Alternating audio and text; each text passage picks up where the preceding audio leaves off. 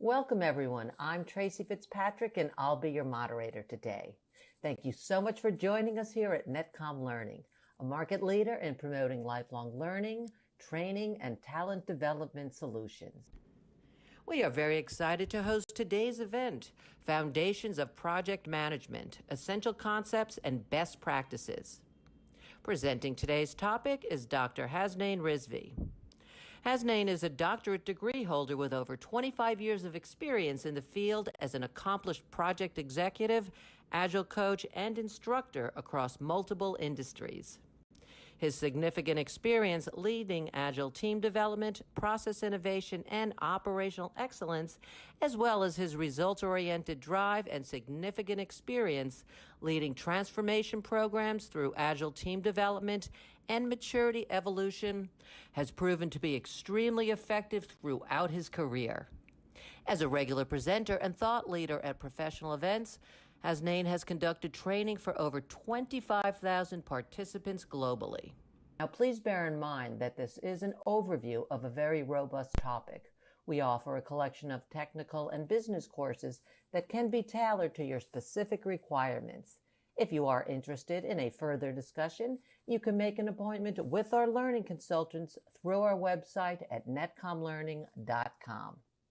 Today's session is also being recorded, so you'll get free access to the recording in the next 24 hours via email. Netcom Learning helps customers build innovative learning organizations by achieving a smarter workforce, adapting to change, and driving growth. We do this with a broad catalog of offerings, developing customized learning plans, and our global delivery capabilities. Since 1998, we have been empowering organizations with our managed learning services to help them reach optimal performance results and address challenges. We do have 9 practice areas in which we specialize. They encompass people, process, and technology training. And today's presentation is from the Business Process Practice area. Netcom Learning offers a comprehensive training portfolio of courses for the topic being covered today.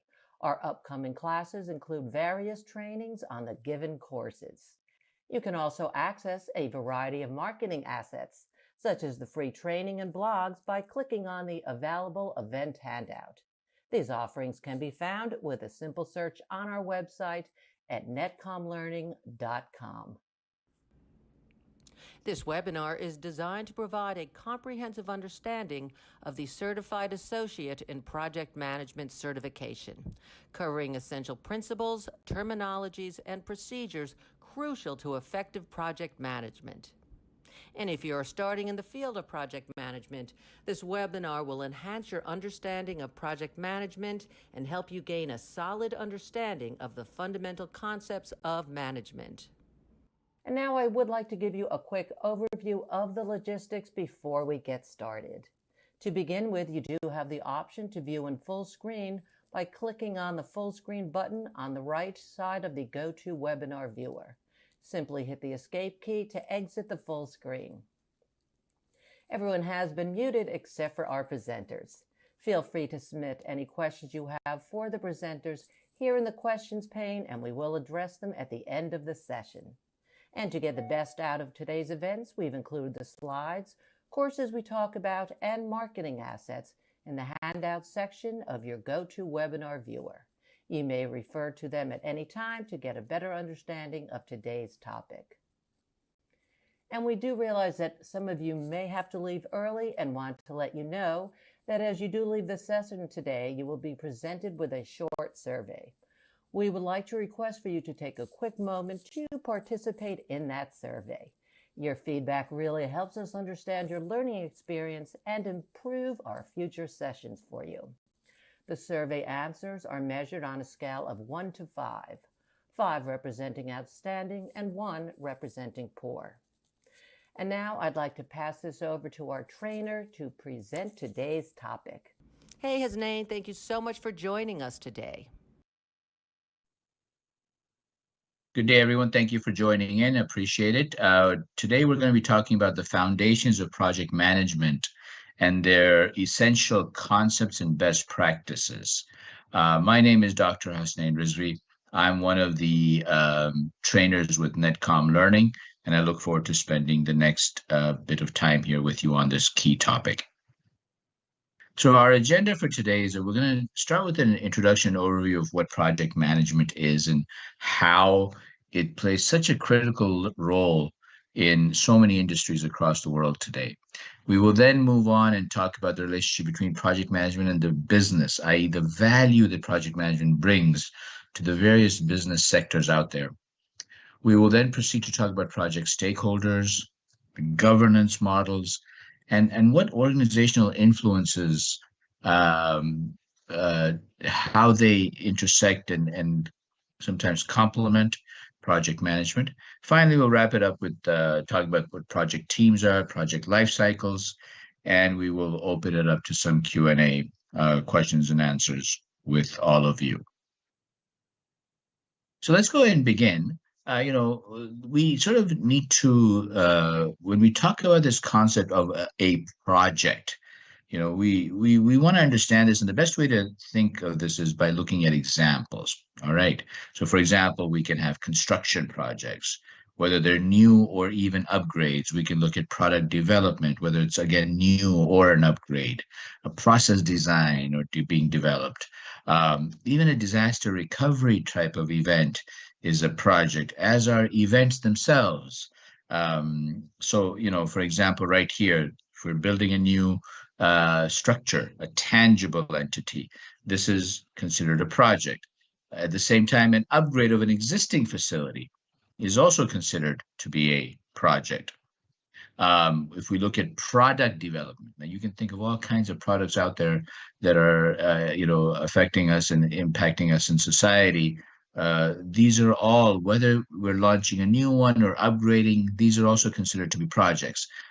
Then we have projects where we have intangible results and outcomes that come out, such as, for example, redesigning a process or creating a process from scratch for a particular organization or for a particular workflow. So this, again, is a project as well.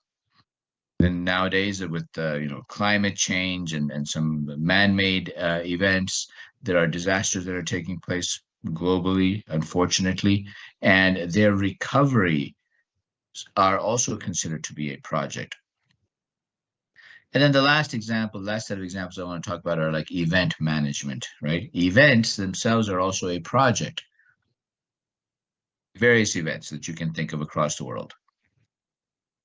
So what is it that ties these together then? I mean, all these examples that I just gave, I gave an example of disaster recovery, events, intangibles, tangibles.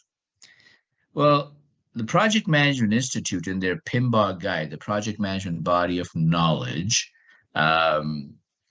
articulates that a project is a temporary endeavor. So that means it's time boxed. All right. And so every single example that I shared with you at the beginning of our session here today is a temporary event. It's time boxed. So, a disaster recovery event, doing a construction project, launching a new software application, all of those have a time box. So there's a start date and an end date. And at the end of it, we get some sort of unique product, service, or result. And this product, service, or result should be valuable. Again, value can be seen differently. Sometimes it's seen as something monetizable, but in a nonprofit sector or a government sector, value may be seen as something delivering value to the constituents or to the citizens in that regard. The other thing that's really important to understand in this definition of what a project is that if you look at the lower end of the slide, there's a mention of this word progressive elaboration. So as we work through a project, we progressively elaborate.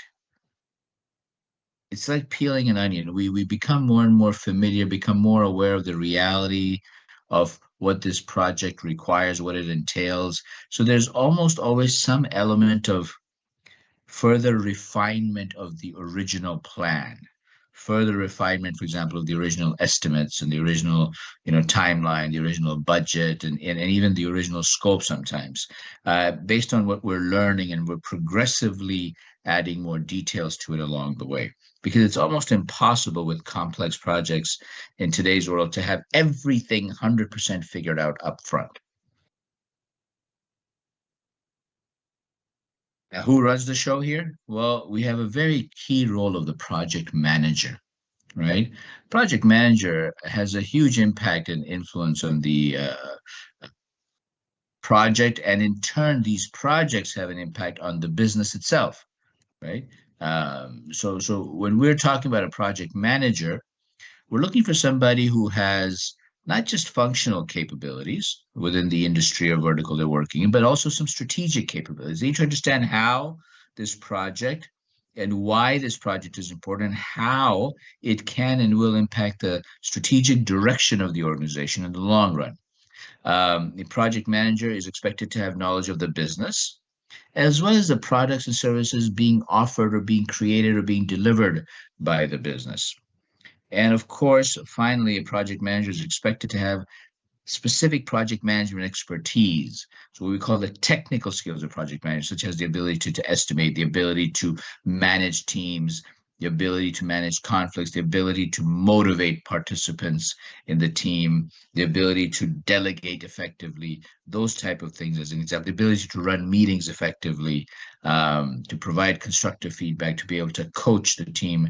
So there's a lot expected project manager. Project manager ultimately is seen as the one individual who is held responsible for the project, while we have a team that delivers the project and works on it collectively in a collaborative manner.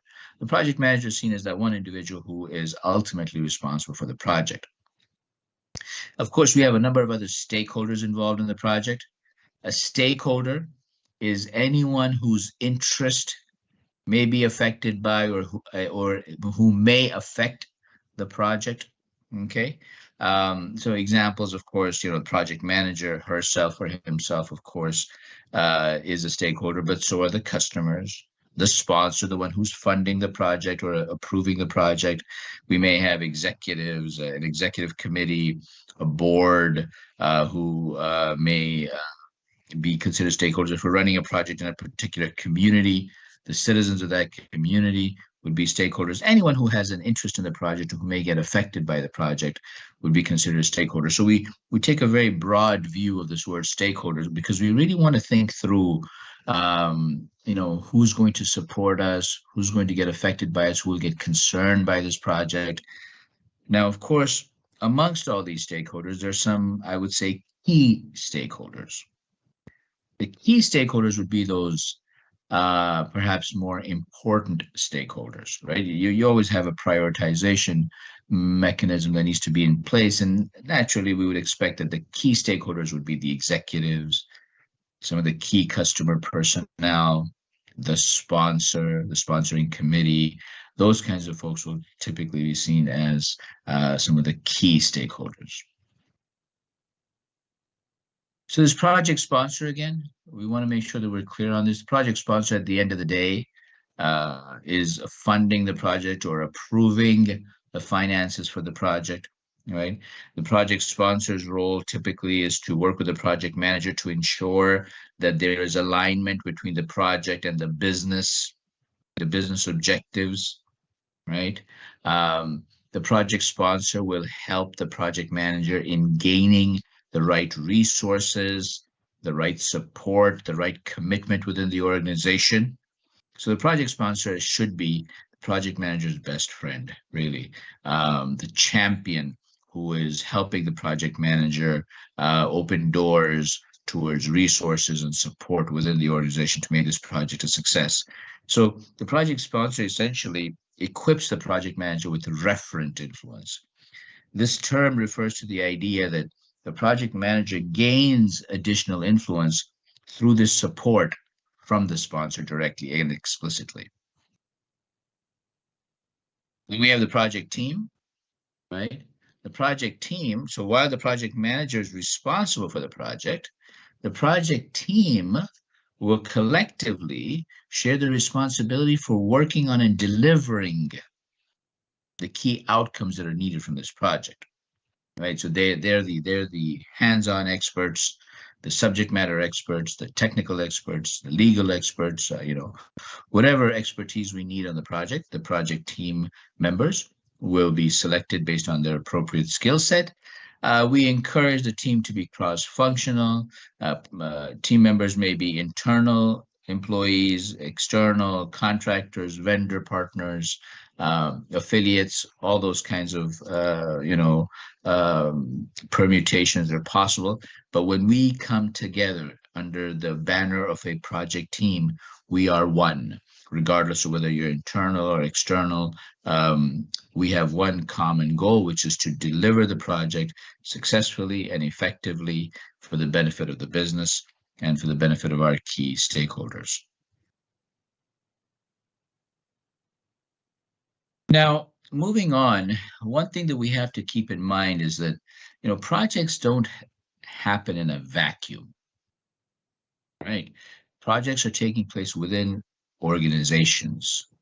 Talk about all kinds of work. We got healthcare organization, the government sector, the military, private sector entity, telecom sector. We've got projects going on across the world. We've got projects running in China and Brazil, the United Kingdom, the United States, you name it. We've got projects running across the world. And there are different types of organizational flavors that exist out there. Now, these types of organizations will influence how effectively we can run projects. And we need to sort of tailor our approach to project management based on the types of organizations that we are working with, okay? So for example, if I'm working with a functional organization, I'll have to take a slightly different approach to project management as opposed to perhaps a matrix or project-oriented organization.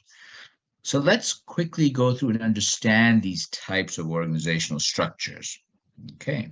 The main ones, at least, because there can be all kinds of permutations of these, but let's get a sense, and that will give us a little bit of insight as to how we may need to tweak our approach to project management based on the type of organizational structure that we are encountering. So the first is a functional organization. Functional organizations have been around for ages. A functional organization is where you have a functional manager, a line manager, sometimes they call them, right? A business unit manager. Like the accounting department has a manager of accounting. IT department has an IT manager, right? These are functional managers. And these functional managers have staff members who report directly to them. Now, you come along and you want to run a project across, let's say, 3 departments, and you need to pull in staff from these departments. The challenge that arises in a purely functional organization is that these staff members will continue to report to their functional manager. Now, because these staff members will continue to report to the functional manager and not to you, the project manager, your influence over them is minimal, right? I mean, the reality is that, you'll dance to the tune of who you report to. So in a functional organization, the one thing that we are alerted to, or we have to be careful, watch out for, is this lack of project manager influence. And so the solution here, of course, while we're alerted to this concern, there is a solution to this as well. And the solution is simple on paper, at least, which is for the project manager to build a strong partnership and alliance with the functional managers. Right? Once you've got the functional managers on board supporting you, then they will get their staff members to also, in turn, support you and support the project.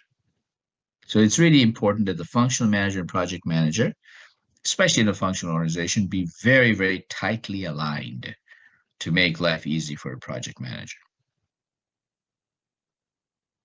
Now let's go to the other extreme and look at a project-oriented structure. This is very common, for example, in consulting environments and things of that nature, where a project manager comes in to run a project in an organization for a specified period of time. And for the duration of the project, all the staff members report to the project manager. So if I'm the project manager for project ABC, All staff members working on project ABC will be reporting to me for that duration. Let's say it's a 12-month project. All staff members are reporting to me for the next 12 months. So because of that, since I am now their de facto manager for the next 12 months, I carry a considerable amount of influence and clout over these staff members. Right? They will take direction from me. So that's advantageous, obviously. But there are some concerns with project-oriented as well. And the biggest concern with project-oriented is that there's this concept of it's called the no home syndrome. It's something that various experts out there in the industry have spoken about. For example, Dr. Auchi spoke about this all the way back in 1981 when he created Theory Z, like the alphabet Z. And, he said that several human beings out there, several professionals, prefer to be in an environment where they have the sense of belonging. Dr. McClellan spoke about the same thing as well. He said that many of us have a need for affiliation, right? So there are three needs that Dr. McClellan talks about, and one of them being this need for affiliation. The idea being that in a project, what's happening is the staff members are being punted from one project to the next after every few months or like every couple of years. And so there can be a sense of not belonging permanently anywhere. You're getting punted from one project to another, one location to another, one geography to another, one client to another. And that sense of permanent presence in a place can be lost. And then a staff member may feel the sense of alienation and this, what we call the no home syndrome. And so this needs to be managed very carefully by a project manager because this can affect the motivation and performance of the associates on the team. You have to build a sense of belonging somehow within the project team. And then the third main version of organizational structure is a matrix organizational structure. And matrix is very common out there in the world. In a matrix structure, what happens is that a staff member will continue to report to their functional manager, while at the same time also report to a project manager. So essentially, they're either being shared between the functional manager and project manager, or they get seconded temporarily to the project manager, but they still have a permanent home under a functional unit of some sort, right? And this structure, what ends up happening, the advantage for the project manager is that they now have some clout over this associate, the staff member. There are a couple of sensitivities here though that need to be watched out for. If I'm a staff member and now I'm reporting to a functional manager and I'm also now reporting to a project manager, I can suffer from something known as the two boss syndrome. Right? I now feel the pressure of having to cater to two individuals and please two individuals. And this can get very complex, especially if the functional manager and project manager are not on the same page. Right? They're giving me two different sets of directions. And one tells me to go east, the other tells me to go west. That can be a problem. So that's why in this structure, it is absolutely critical for the project manager to have a very solid alignment with the functional manager in terms of the direction being given to the staff members. Otherwise, the staff members will get lost and confused and stressed, and that will affect their productivity. All right. So some of the things we need to look out for are the two boss syndrome, right? And communication triangle can also exist in those kinds of things along the way. One other thing I want to talk about in terms of organizational structure and influence is that many organizations have some form of a PMO, whether it's formally there or informally there, and it can also exist under different naming conventions. It may be called so some other name may not be called a project management office directly per se. The general concept of a project management office, while there are many types of project management offices out there, is that they, as a general rule, provide some sort of support, some sort of guidance, some sort of consistent approach to running projects within a particular organization. So it's the tailored, customized, unique look and feel to a project within a specific organization. That's typically what a project management office does. Now, there are different flavors. In some organizations, a project management office plays a very critical role in terms of decision making that happens in a project. In other organizations, a project management office is just there to provide guidance, templates, and training, things of that nature along the way.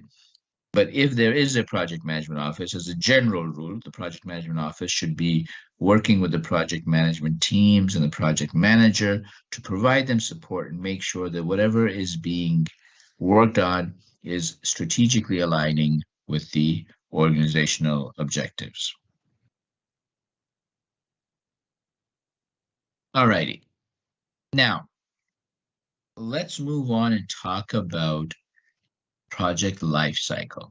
Now, this term project lifecycle is a bit of a generic term. In the Project Management Institute's world, the PMI's world, every project must go through these 5 process groups that you're seeing on the screen here. The initiating process group, the planning process group, the executing process group, the MNC or monitoring and control process group, and finally the closing process group. All right. So a project must initiate, must start. After that, you plan out what you're going to do, and you will plan. Typically, you will plan in iterations and phases and stages, but nonetheless, there's an important process group of planning. After that, we execute based on the plan. Right? So we respect and honor the plan, and we execute based on that plan. Along the way, we're continuously monitoring and controlling things, making sure things are moving along as per the plan, or if changes need to happen based on ground reality, then we would, submit change requests, and that would be reviewed and replanned and so on and so forth along the way. And finally, at the end of the day, the project gets formally closed, right? We get a formal approval that this project has in fact been delivered successfully. And closing actually even covers the situation, the scenario. I don't want to get too off on a tangent, but the closing can also come into play with projects that are not successfully delivered. So sometimes, for various valid reasons, we have to cancel a project or terminate a project. It could be for a myriad of reasons, such as, it no longer makes business sense, or the regulations have changed, or the customers changed their mind. Well, then even there, we have to formally close the project. We don't just sort of abandon it and run away. We have to follow a structured approach to closing things out formally, legally, so on and so forth along the way. Okay. Now, this term project lifecycle, I said it is a generic term. And while, for example, in PMI's world, you need to be following these 5 process groups, the way they're actually come into play in the real world depends on the flavor of the type of project lifecycle that you are going to utilize in the project. So the 2 main extreme flavors are either what is known as a predictive or waterfall style approach versus a more adaptive or agile approach. All right. Now, in a waterfall or predictive approach, and both of these, by the way, are excellent approaches. They make sense in their own respectful environment. So there isn't a one size fits all for all projects across the world. For example, it would be wrong for me to state that every single project in the world should follow an agile approach, or every single project should follow a waterfall approach. It varies depending on the type of project and what you're looking to accomplish and how you're looking to accomplish it. So let's understand this waterfall approach, or what we call the predictive approach. waterfall approach has been around, and perhaps we would not be wrong to state that that's where the origins of project management really come into play from World War II and so on and so forth. The initial large scale mega giga projects that have been built in the 1950s and 60s, if you can think of like the huge oil boom, the petrodollars, that were used to build these huge infrastructures across the globe. They used a more predictive or waterfall approach and continue to do so today. In a waterfall approach, much like this image here is showing you, you do things in very stringent steps. So for example, in this image, we're seeing that we will first collect requirements. Once the requirements are finalized and approved, we will then proceed to design. Again, once the design is formally reviewed, approved, and fully, you get the formal seal of approval and that golden stamp, then you can proceed to implementation, and so on and so forth. The concept behind waterfall, the theory behind it, is that once you complete a step or a stage or a phase, or a milestone, again, we could use different terms here for different flavors. Within this waterfall approach, what happens is once we finish a step, we then do not encourage you to go back to that previous step. So once the requirements are finalized, let's try to close that chapter, just move on to design. Once the design is sort of sealed and approved, let's not try to mess with it too much. Let's continue on and proceed to implementation, right? That's the general theory behind the predictive or waterfall approach. And this makes sense in many industries. What happened in the 1980s and 90s, though, is that we started seeing the boom of the tech sector, right? And in particular, this space of the intangible deliverables, like software solutions. And in the 1980s and 90s, we started facing this challenge with the teachings of project management, specifically this waterfall approach, where things are so stringently, adhered to, because, software solutions required a more innovative, a slightly more flexible approach, required the need for us to be able to do things in iterations and go back. So, for example, we figure out the requirements, but then as we develop a solution, we sort of need to be able to have a slightly more comfortable and flexible approach to go back and refine those requirements or enhance those requirements or change those requirements. And this waterfall approach was seen as very rigid, and so it became a challenge. And as a result of that, in the 1980s and 1990s, all kinds of agile frameworks started coming up: FDD, DSDM, the most popular one that continues to be today, Scrum, Kanban. And based on that, now we have so many others. We have Discipline Agile, we have LESS, we have SAFe, which Scaled Agile Framework, the acronym SAFe. These are, and so many more, frankly speaking. There's so many others out there. And there are several others that have sort of died down and are not as popular. There's Crystal, for example, another rather complex agile approach to running projects. So this agile bucket on the right-hand side is a collection of various, frameworks, methodologies that you want to call it. Agile came into being formally in 2001, thanks to this document that was signed called the Agile Manifesto by a group of 17 self-declared experts. And so Agile has its own presence now in the project management world. So does Waterfall. Right. And so sometimes people get confused and they think, that one solution fits all, like Agile is the only way to run projects or Waterfall is the only way to run projects. The reality is that it depends. And there is a whole hybrid in between. So what I mean by that is that, you could run projects that are Waterfall, Agile, somehow combo of some sort. And that combo could be, there's a whole rainbow of, how much of that it would be more waterfall-ish or more agile-ish, I guess. Organizations are, figuring this out, tailoring it, customizing it. The bottom line is, you see, the bottom line is that we will take a project management approach that makes sense for our organization in terms of value delivery.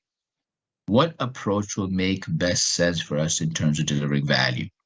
Based on that, we will proceed with the appropriate lifecycle type. Okay. And then the final thing I want to talk about is this term governance and project governance. Now, when we think of governance, the English word governance, governance has lots of things like rules, policies, clarity around roles, reporting structures, all those kinds of things. The key root element of governance, though, if you think about it, right, whether you talk about governing a nation or what have you, is decision making. Clarity around decision making. And so in projects as well, an area that we see a lot of confusion in the real world and conflict, unhealthy conflict sometimes, is confusion around who's making the decisions, how are the decisions being made, how are the decisions being approved. Because in projects, we have to make a ton of decisions along the way.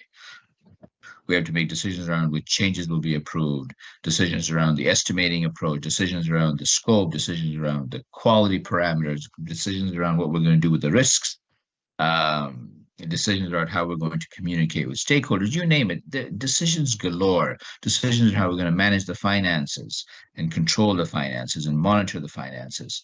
So there are a myriad of decisions that need to be made in projects. And so project governance is something that a project manager has to establish early on in a project. Hopefully, in an organization, there's some consistent approach to project governance, but if that's lacking, the project manager must work with the key stakeholders to build an agreement around how the project will be governed. So, for example, legal decisions may require the approval of the legal department, right? Financial decisions may entail needing to go to the CFO's office. Technical decisions may need to go to the engineering department or the tech department, so on and so forth. But that structure needs to be clear. How are decisions going to be made? Will it be an autocratic approach? Like, for example, there's just one lawyer on the team, so this one lawyer is going to make the decisions from a legal perspective, or is it going to be more consensus-oriented? Or will there be a multi-criteria approach to making decisions? Nonetheless, this is a sensitive and really important area that must be addressed up front. It's a key part of the planning.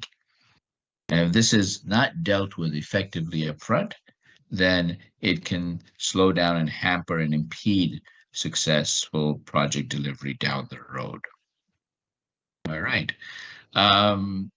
So that sort of wraps up my key discussion points on the foundations and fundamentals of project management. This is a very deep topic. A topic that I'm very passionate about, and there's a lot to be discussed here. But I want to, at this point in this brief webinar, I'd like to open up the floor to any questions that any of you may have, and I'd be happy to try to address any of them. Any questions? Thank you, Hasnain. That was most informative. I know everyone is looking forward to the Q&A session, so go ahead and start putting your questions into the questions panel. And now I'd like to give the presentation rights over to Robin, our vendor manager, to introduce our promotions and webinar-related courses. Thank you for extending to me this opportunity to speak with our attendees today. First of all, thank you everyone for attending this webinar on Foundations of Project Management, Essential Concept and Best Practices. I sincerely hope that it added value to your knowledge of project management. In case you feel like revisiting this session for any reference, please feel free to do so by clicking on the Access Recording button, and we would be more than happy to make it readily available to you. Next, I would like to offer you a glimpse of Netcom Learning's capabilities and why we are the best that there is when it comes to learning services, training, and talent development. I take pride to announce that Netcom Learning is the winner of 2023 Microsoft US Learning Partner of the Year award. Netcom Learning has been into the managed learning space for 2.5 decades now and have provided its services to 80% of the Fortune 1000 companies. Having a strong reputation in B2G sector, Netcom has served over 100 US military bases. We have trained over 175,000 professionals to learn and grow in their respective fields across 16,000 plus enterprise clients. I'm happy to share that we cherish a recommendation rate of 96% from our customers. All these numbers I just mentioned have been a result of our specially curated trainings delivered by a portfolio of 3,000 plus certified trainers.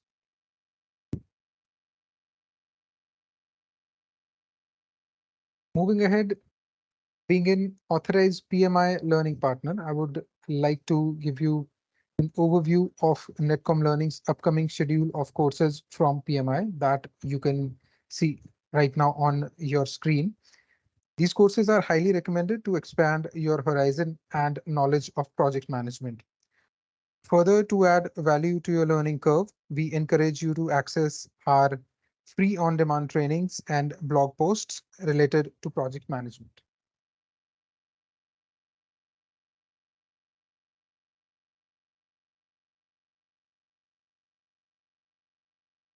You can also take advantage from Learning Passport, which is Netcom Learning's solution to a flexible team training. It is designed to be customized in line with the number of learners you plan to train from top technology vendors like Microsoft, Cisco, Adobe, PMI, and more. The single package can be redeemed over 4,000 plus official courses with a validity of 12 months. Keeping in mind the requirement of our customers, you can further choose from Learning Savings Passport or Learning Vouchers Passport as per your need and requirement. Next, I would like to introduce you to Netcom Plus Learner Subscription, a learning solution that we have developed for our enterprise customers. We would also highly recommend you go through Netcom Learning's website for more information on courses and certifications, our free virtual events, our blogs, and our running promotions.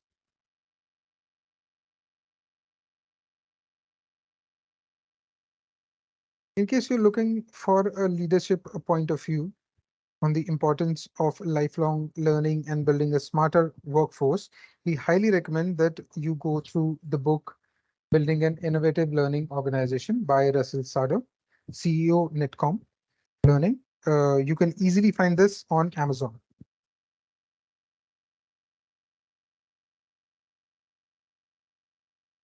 Finally, I sincerely hope that we could add value to your knowledge base in the time you choose to spend with us during this webinar on project management. For more information on such knowledgeable sessions and latest updates on IT and business training, please follow and give us a shout out on our LinkedIn, Instagram, YouTube, and Twitter channels. Thank you once again for joining us. Thanks so much for guiding us through all that information, Robin. And now we're going to go ahead and jump right into our question and answer session. If you haven't yet, it's not too late to pop your questions into the question panel. And as we start our Q&A sessions, we're also going to launch a quick poll that we want to invite you to participate in. Doing so helps us to know how we can better serve you by telling us who might be interested in more information or in taking some additional training. In addition, we have a lot more informative webinars coming up, so please go to netcomlearning.com/webinars in order to register.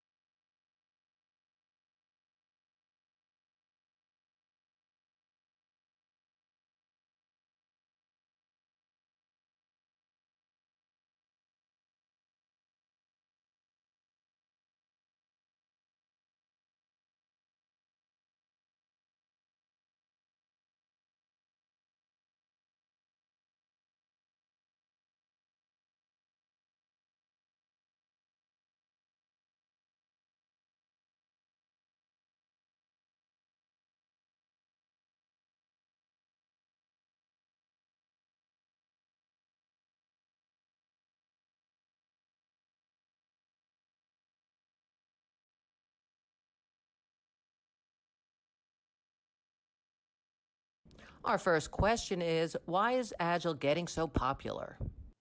Why is Agile getting so popular? That's a really good question. So um, we have we're seeing the evolution of projects in a world that is getting more complex. In fact, there's this term VUCA, VUCA. So VUCA stands for volatility, uncertainty, complexity, and ambiguity, right? We're seeing a world where we're going through more and more VUCA. As you can see, I mean, whether it's economic factors or climate-related factors or tech-related factors with AI and Chat GPT and robotics and the dynamics of politics and economics that's taking place around the world is forcing us to be more adaptive. Is forcing us in a rapidly sort of global economy. It's such a cliche term, global economy, but it's such a rapidly changing global economy. We have to businesses are seeing the need to transform themselves into being more responsive, more customer centric, and agile inherently has some of those things built in. So when done right, now you can see some bad examples of agile as well, but when agile is done right in an organization, it builds that transformative ability to be adaptive, to be customer centric, customer focused, and so because of that, it's taking on quite a following across the world globally, and so I'm seeing it being used in government sectors, the aviation industry, the healthcare sector, the banking sector, the insurance sector, you name it. Various government entities are using it. The hospital systems across the world are adopting elements of it. The energy sector, so the largest energy players out there in the world are adopting elements of agility. Now, that's not to say that the entire organization is going agile, but elements within such entities are going agile. So there is a presence for waterfall out there. Still, I would recommend and suggest that the waterfall will remain a key life cycles in project management for the long term. But agility is here to stay, and we're going to see some, probably some further emerging trends within this agile space itself. Like, for example, now we're seeing DevSecOps. DevSecOps is a new concept of development, security, and operations all merging together. There are many new teachings coming out of this agile space. It's a very exciting, very, exhilarating space, this whole space of agility. Thank you for that question. Next question in the queue. What industries can project management be useful in? What industry? So project management, I would say, can be used in virtually any industry. And an organization of any size, regardless of location, sector, vertical, all those kinds of things. So project management can be very useful for a small entrepreneur running a corner retail entity. The teachings and principles of project management, progressive elaboration, time boxing, having a vision, having desired business outcomes, establishing deadlines, estimating around resources, budgets, and schedules, those kinds of things. These are teachings that can be useful to a small entrepreneur all the way to the largest entities of the world, such as the Aramcos of the world and the largest hospital systems, the famous ones such as Mayo Clinic, and you name it, the U.S. military. So project management is something that is there to stay in every industry and every location. And finally, let's take one more question before we wrap up. How do I begin my career path and project management? Career path and project management. That's a wonderful question. So project management has, in today's world now, has a very large suite of options for you in terms of how to commence. My personal recommendation is to stick to some of the popular brands of certification. So the track you would typically want to take is to attain a certification, an industry certification, but an industry recognized certification, a well-branded certification. If I may quickly just take you back to the PMBOK guide right here. So this PMBOK guide, which is from Project Management Institute, PMI, the website being pmi.org, pmi.org. You can go to pmi.org and see the various certification offerings that PMI offers. Their sort of, most popular certification is known as the PMP, the Project Management Professional.